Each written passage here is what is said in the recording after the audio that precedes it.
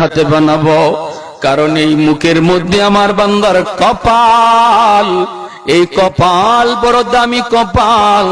এই কপালটা দিয়ে আমার বান্দা আমি মালিকের কদমে সাজদা দিবি। এই জবানটা তোমরা বানাইবা না রে ফেরেশতারা, না না, এই জবানটা বড় দামি জবান, দামি জবান। এই জবান দিয়ে আমার বান্দা আল্লাহ আল্লাহর জিকির করবে।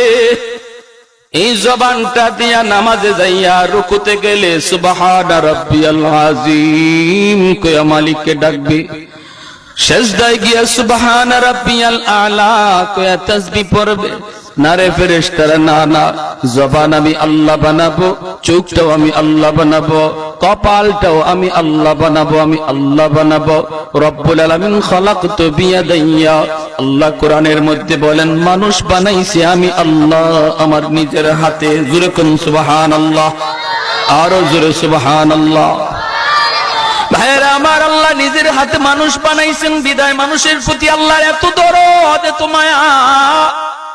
মসজিদে যায় না, মসজিদের পাশ দিয়া যায়, মসজিদে ঢুকলো না, আল্লাহ চাইলে মুহূর্তের মধ্যে ফেরেশতা পাঠাইয়া ওর শারকটার মধ্যে আল্লাহ ধরতে পারতেন কি পারতেন না?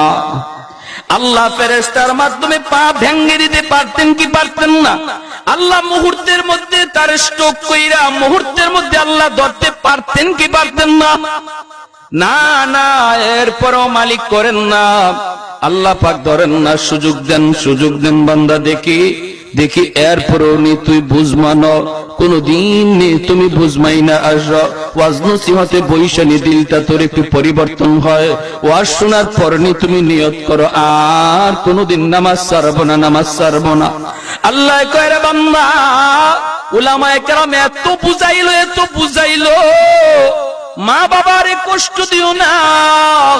মার কলিজায় যদি ব্যথা লাগে, আল্লাহর কুদরতি কলিজায় ব্যথা লেগে যায়। জোরে কোন সুবহানাল্লাহ।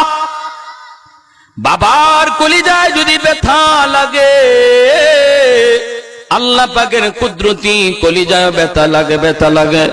বাপ মা যদি নারাজ হয়, আল্লাহ নারাজ হয়ে যায়। রাদাল্লাহি ফি রাদাল ওয়ালিদাইন ওয়া সাখাতুল্লাহি ফি সাখাতিল ওয়ালিদাইন। আলেমরা এত বুঝাইলো, এরপর মার সাথে চোখ রাঙায় কথা কইছো, এরপর বাবার সামনে কিরিমিরি খায়া কথা কইছো। তোমার বাবা অন্ধকারে যাইয়া অন্য রুমে যাইয়া চোখের পানিটা জড়ায়া যখন কাঁদছে,